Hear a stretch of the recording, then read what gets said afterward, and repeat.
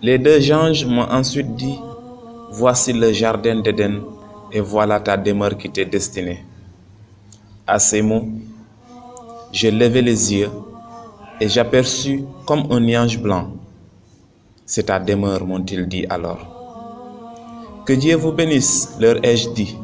Laissez-moi donc y entrer. Pour ce qui est du moment, tu ne peux le faire, mais tu y entreras sûrement. Vraiment cette nuit, j'ai vu des choses étranges, leur ai-je relancé. Expliquez-moi ce que j'ai vu. Nous allons te renseigner, m'ont-ils dit.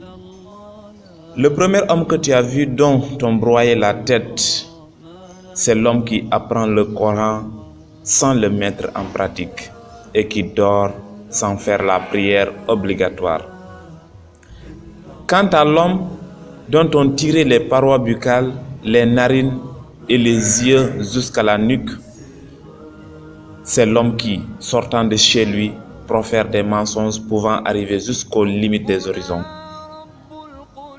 Les hommes et les femmes nus que tu as vus dans la construction qui ressemble à un fourneau, ce sont ceux et celles qui se livraient à l'adultère.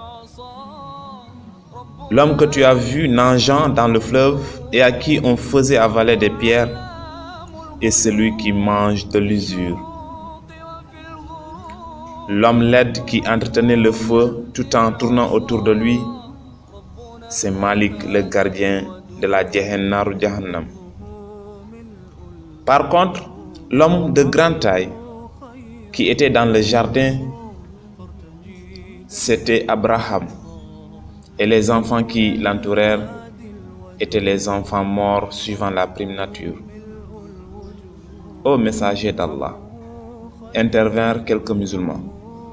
Et qu'en sera-t-il des enfants des associants? Il en sera de même pour les enfants des associants, répondit le messager d'Allah Muhammad sallallahu alayhi wa sallam. Quant aux hommes dont le corps était mi-partie beau, mi-partie laide, c'étaient des hommes qui avaient mêlé des actions salutaires à d'autres mauvaises, et Dieu a passé sur leur faute. Hadith rapporté par Al-Bukhari.